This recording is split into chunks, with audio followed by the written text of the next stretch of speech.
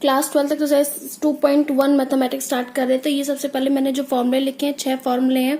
Sign inverse minus x equals to minus sine inverse x, tan inverse minus x equals to minus tan inverse x, cosec inverse minus x equals to minus cosec inverse x, बाकी के cos inverse minus x, cot inverse minus, secant inverse minus x जो होंगे pi minus में रहेंगे। तो आपको ये 6 फॉर्मूले याद करने हैं। देन हमें क्या करना है, प्रिंसिपल वैल्यूज हमें निकालनी है। एक्सरसाइज 2.1 में जितनी भी प्रिंसिपल वैल्यूज होती हैं। तो क्वेश्चन नंबर फर्स्ट है, अगर हम उसने बोला कि find the principal values of the following functions, तो y equals to sine inverse minus half है, मुझे इसकी निकालनी है प्रिंसिपल वैल्यू। तो देखो प्रिंसिपल वैल्यूज यानी अगर आप ये टेबल देखें तो इस टेबल में क्या है, ये हमारे पास ये प्रिंसिपल वैल्यूज दे रखी हैं। तो साइन इनवर्स की जो principal value minus pi by two lie करती है, कॉस इनवर्स की 0 to पाई लाई करती है, कॉसेक इनवर्स की minus pi by two minus 0 lie करती है, सेकेंड इनवर्स की ये है टेन इनवर्स की minus pi by two comma pi by two open interval, and cot inverse की 0 to पाई के बीच लाई करेगी। तो ये हमारे पास प्रिंसिपल वैल्यूज, ये वैल्यूज हमें जो हमें फंक्शंस दे रखे हैं यहाँ पर, इनकी प्रिंसिपल वैल्यूज लाई बतानी है कि कहाँ से कहाँ तक के बीच में लाई करती है। तो हम क्वेश्चन लेते हैं अपना साइन इनवर्स माइनस हाफ का। तो यहाँ पर दे रखा है साइन इनवर्स माइनस 1/2। तो ध्यान रखना, अगर मैं इस फॉर्मूले को कंपेयर करूँ अपने पहले वाले फॉर्मूले से, तो साइन इनवर्स माइनस एक्स, तो यहाँ पर जो एक्स का रोल निभा रहा है वो है 1/2। तो एक्स का रोल यहाँ पर कौन निभा रहा है 1/2। तो हम इसको किस तरह से लिख सकते हैं, हम इसको लिख सकते हैं माइनस साइन इनवर्स एक्स करके। तो बस मैंने यहाँ नीचे वही फॉर्मूला लिखा है, sine inverse minus x equals to minus sine inverse x. तो ये वाला जो माइनस होता है ये माइनस आ जाएगा बाहर, तो हमने माइनस को लिखा बाहर, साइन इनवर्स अंदर रह गया पॉजिटिव हाफ। अब हमें क्या करना है, ये जो पॉजिटिव हाफ है हमें ये देखना है, ये जो पॉजिटिव हाफ ये हमारी साइन में किस पर वैल्यू होती है। जो पॉजिटिव हाफ होती है ये साइन में हमारी 30 पर वैल्यू होती है, जिसको हम लिख सकते हैं पाई बाय 6 लिख सकते हैं। तो इसलिए हमने यहाँ पर लाइन लिखी, we know that the range of the principal value branch of the sine inverse minus pi by 2। तो हम जानते हैं कि जो प्रिंसिपल वैल्यूज की जो रेंज होती है वो हमारी क्या होती है, हमारे पास माइनस पाई बाय 2 से लेकर पाई बाय 2 होती है। तो बस उसने वही किया है कि हमने लिखा minus sine inverse as it is रहा। अब 1/2 जो वैल्यू होती है वो हमारी होती है साइन पाई बाय 6 पर, क्योंकि साइन 30 पर वैल्यू 1/2 होती है। इस साइन से ये इनवर्स कैंसिल आउट हो जाएगा, तो हमारे पास यहाँ पाई बाय 6 बचेगा किसका, माइनस का। तो हम लिख सकते हैं इसलिए जो प्रिंसिपल वैल्यूज है साइन इनवर्स माइनस 1/2 की कितनी है, माइनस पाई बाय 6 हो जाती है। सेम इस तरीके से क्वेश्चन नंबर सेकंड है हमारे पास, find the principal values of cos inverse root 3/2। ध्यान रखना ये जो मैंने आपको फॉर्मूले बताए ये सिर्फ माइनस के, जब इनका एंगल माइनस में दे रखा है तब यूज होंगे, जब एंगल माइनस में नहीं है तो हम सिंपली अप्लाई कर देंगे इसको। Find the principal value cos inverse root 3/2। अब जैसे कि हमें सिंपली हमें दे रखा है इसके एंगल में ना माइनस नहीं है, तो हम यहाँ पर वो फॉर्मूला अप्लाई नहीं करेंगे, हम डायरेक्टली सॉल्व करेंगे इसे। हमने लेट किया कि y के बराबर है we know that the range of the principal value of cos inverse s 0 to pi. तो हम जानते हैं कि जो प्रिंसिपल वैल्यूज है कॉस की वो 0 से लेकर पाई तक है।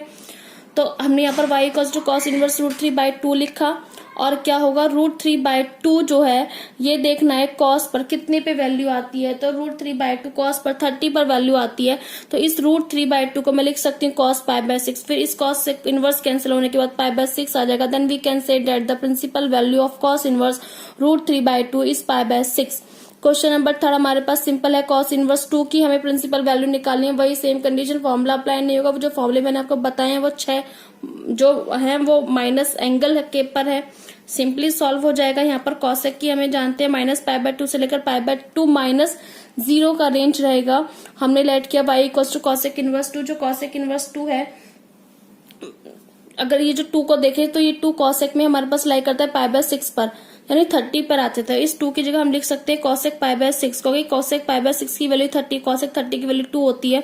देन इस कॉस से इनवर्स कैंसिल आउट कर दो, answer is pi by 6। Then हम वही चीज लिखेंगे, जो प्रिंसिपल वैल्यू होती है कॉस इनवर्स 2 की वो कितनी होती है, पाई बाय 6 होती है।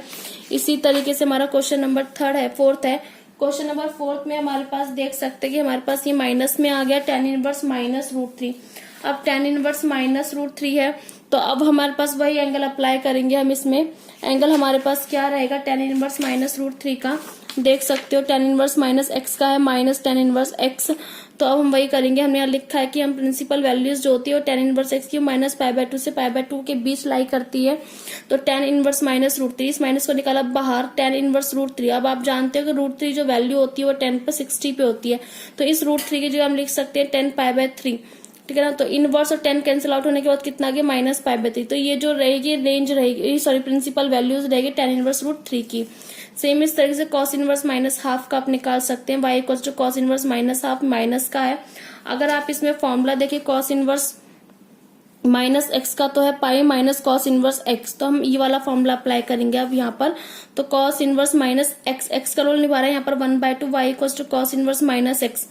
तो अब क्या कहते हैं pi minus cos inverse x है, तो यानी हमारे पास जो फॉर्मूला अप्लाई हो रहा है वो यहाँ पर ये वाला अप्लाई हो रहा है पाई माइनस में कॉस इनवर्स x। तो यानी यहाँ पर जो x होगा वो यहाँ लिखा जाएगा, तो पाई माइनस कॉस इनवर्स 1/2 हो जाएगा। तो यहाँ पर ये अब आपको ये देखना कि जो 1/2 वैल्यू जो होती है वो कॉस में किस रेंज पर आती है, वो आती है 60 पर। तो कॉस π/3 हम इसको लिख सकते हैं। तो कॉस से ये इनवर्स कैंसिल आउट हो जाने के बाद हमारे पास जो बचेगा y equals to pi minus π/3 बचेगा। फिर आप इसका एलसीएम लेके सॉल्व करेंगे तो कितना आ जाएगा 2π/3। तो हम लिख सकते हैं जो प्रिंसिपल वैल्यू है वो cos इनवर्स -1/2 की कितनी है 2π/3। सेम इसी तरीके से tan इनवर्स -1 है। अब ये जो tan इनवर्स -1 होगा तो हमें निकालना है। अब देखना tan इनवर्स -1, तो एंगल हमारे पास दे रखा है नेगेटिव है। जब एंगल नेगेटिव है तो हमें फॉर्मूला जानते हैं tan इनवर्स -x का कितना है -tan इनवर्स x है। तो यानी माइनस बाहर निकालना, तो tan इनवर्स -1 का हमने माइनस बाहर निकाला, अंदर रहेगा tan इनवर्स 1। हम ये जानेंगे कि जो 1 है वो 10 के केस में कितने पर आता है, तो π/4 यानी 45 पे आता है। तो इस 1 की जगह हम लिख सकते हैं 10 π/4। इस 10 से इनवर्स कैंसिल आउट हो जाने के बाद कितना बचेगा -π/4 बचेगा। तो यहाँ पर लिख सकते हैं हम therefore the principal value of tan inverse -1 is -π/4 होती है। क्लियर यहाँ तक। उसके बाद क्वेश्चन नंबर 7 है हमारे पास। क्वेश्चन नंबर जो 7 रहेगा वो हमारे पास सिंपल है। क्वेश्चन नंबर 7 का जो हमें सॉल्व करना है वो है सीकेंट इनवर्स 2/3। अब सीकेंट इनवर्स 2/3 को जो आप देखेंगे तो इसमें क्या दे रखा है कि इसमें ना नेगेटिव एंगल नहीं है। जब ये एंगल नेगेटिव नहीं है तो इसका मीनिंग हम इसको सिंपली सॉल्व कर सकते हैं। सीकेंट इनवर्स 2/√3 है, तो हमें ये देखना है कि 2/√3 होता है वो किस पर वैल्यू आती है। तो 2/√3 आती है हमारी π/6 पर। तो 2/√3 को हम लिख सकते हैं सीकेंट π/6। सीकेंट से इनवर्स कैंसिल आउट हो जाने के बाद π/6 आ जाएगा, तो हम लिख सकते हैं therefore the principal value of secant inverse 2/√3 is π/6। Cot inverse √3/2 इस एंगल जो नेगेटिव नहीं है तो फॉर्मूला अप्लाई नहीं करेंगे, डायरेक्टली सॉल्व कर सकते हैं। तो √3 जो वैल्यू होती है वो कॉट पे π/6 यानी 30 पे आती है, तो इसको π/6 लिख सकते हैं कॉट से। फिर इनवर्स कैंसिल आउट हो जाने के बाद कितना आ जाएगा π/6 आ जाएगा। जो क्वेश्चन नंबर 9 है वो अब देखते हैं cos इनवर्स -1/√2 है, यानी इसका एंगल नेगेटिव है। अब इसका एंगल जो नेगेटिव है तो अब इसमें cos इनवर्स -x का अगर हम फॉर्मूला अप्लाई करें तो cos इनवर्स -1 -x है, तो मैं उसको लिख सकती हूँ पाई माइनस में cos इनवर्स x लिख सकते हैं हम लोग इसमें, ठीक है ना। अब क्या है यहाँ पर, क्योंकि x का रोल निभा रहा है 1/√2, तो pi minus cos inverse x का रोल 1/√2 है। अब मैंने क्या किया पाई माइनस ये 1/√2 की जगह लिख सकती हूँ cos π/4, क्योंकि cos π/4 की वैल्यू 1/√2 होती है, ठीक है ना। यानी cos π/4 की जो वैल्यू होती है वो 1/√2 होती है। तो ये 1/√2 हमने यहाँ लिख दिया। cos से इनवर्स कैंसिल आउट हो जाने के बाद कितना आ जाएगा पाई माइनस π/4 इक्वल टू 3π/4। तो ये हमारा आंसर आ जाएगा। सेम इसी तरीके से हमारा जो क्वेश्चन नंबर 10 है, क्वेश्चन नंबर 10 है कॉसेक इनवर्स माइनस में √2। अभी ना -√2। अब कॉसेक इनवर्स -x का जो फॉर्मूला होता है, कॉसेक इनवर्स -x का जो फॉर्मूला होता है वो होता है माइनस में कॉसेक इनवर्स x।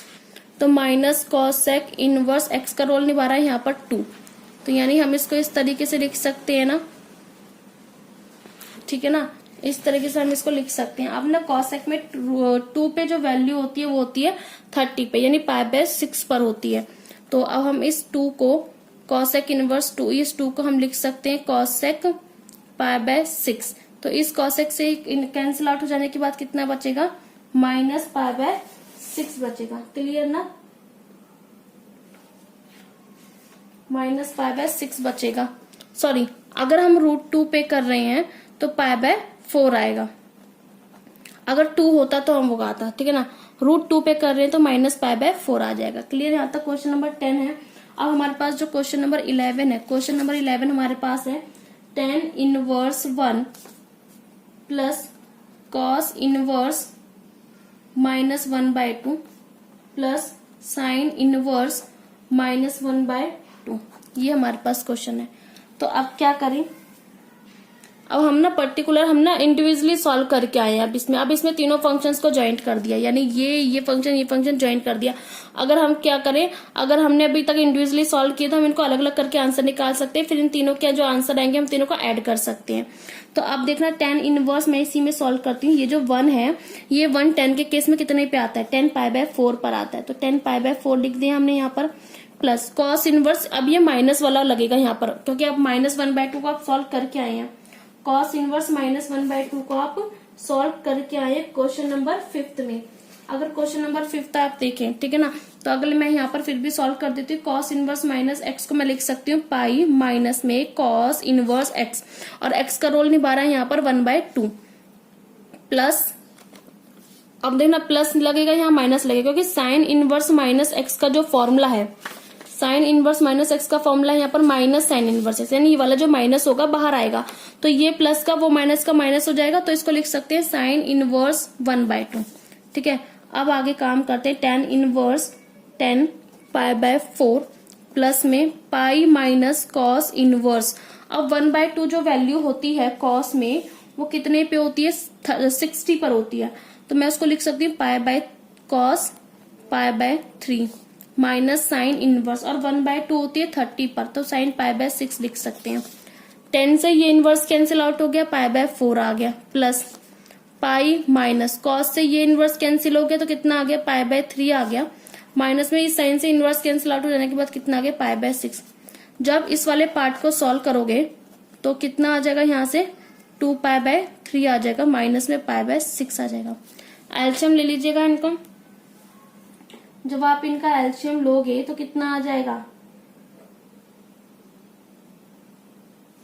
ठीक है ना, कितना आएगा इसका एल्शियम, और इसका एल्शियम आएगा 12, इसका एल्शियम 12 आएगा, तो 4 × 12 3 पाई, और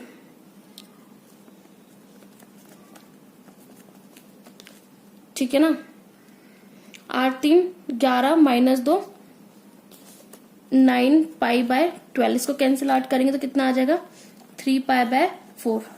क्लियर, यहाँ तक कितना आ जाएगा इसका आंसर, 3 π/4 आ जाएगा। ठीक है, हमारे पास जो नेक्स्ट क्वेश्चन है, इसका आंसर कितना आएगा, 3 π/4 आएगा। और जो हमारा नेक्स्ट क्वेश्चन है, क्वेश्चन नंबर 12 है हमारे पास, cos इनवर्स 1/2 प्लस में 2i time of the sine inverse 1/2। अब इसमें ना अगर हम देखें तो हमारा कोई भी फंक्शन का एंगल जो है ना माइनस नहीं है, तो इसलिए हम वो फॉर्मूला अप्लाई नहीं करेंगे, डायरेक्टली सॉल्व करेंगे। cos इनवर्स, अभी जो 1/2 जो वैल्यू है वो cos पे आती है 60 पर, यानी π/3 लिख सकते हैं, प्लस में twice time of sine inverse 1/2 कितने पे आती है, 30 पर, तो साइन π/6 लिख सकते हैं। तो π/3 ये कैंसिल होने के बाद π/3 बचा, प्लस में साइन से इनवर्स कैंसिल हो जाने के बाद π/6 यहाँ से बचा, तो ये कैंसिल आउट हो जाएगा यहाँ से, तो π/3 यहाँ से आ गया, π/3 यहाँ से आ गया, तो टोटल एल्शियम लेके जब आप सॉल्व करें तो कितना आ जाएगा, 2 π/3 आ जाएगा। क्लियर यहाँ तक। अब ना क्वेश्चन नंबर 13 और क्वेश्चन नंबर 14। क्वेश्चन नंबर 13 में उसने बोला है sine inverse x equals to y, तो यानी अगर जो इसकी जो रेंज होती है ना वो क्या होती है, हम जानते हैं साइन इनवर्स x की जो रेंज होती है -π/2 से लेकर π/2 तक होती है। जैसे आपने यहाँ देखा होगा साइन इनवर्स x की जो रेंज होती है -π/2 से π/2 होती है, तो इसका आंसर बी होगा। और आप इस क्वेश्चन नंबर 14 को सॉल्व कर सकते हैं। ये तो सिंपली है tan इनवर्स √3, इसमें तो नेगेटिव एंगल गिवन नहीं है, तो आप डायरेक्टली सॉल्व कर सकते हैं, और सेकेंड इनवर्स में नेगेटिव एंगल गिवन है तो आप उसमें वो फॉर्मूला अप्लाई करके सॉल्व कर सकते हैं, तो आपका आंसर आ जाएगा। तो यहाँ पर एक्सरसाइज 2.1 फिनिश होती है।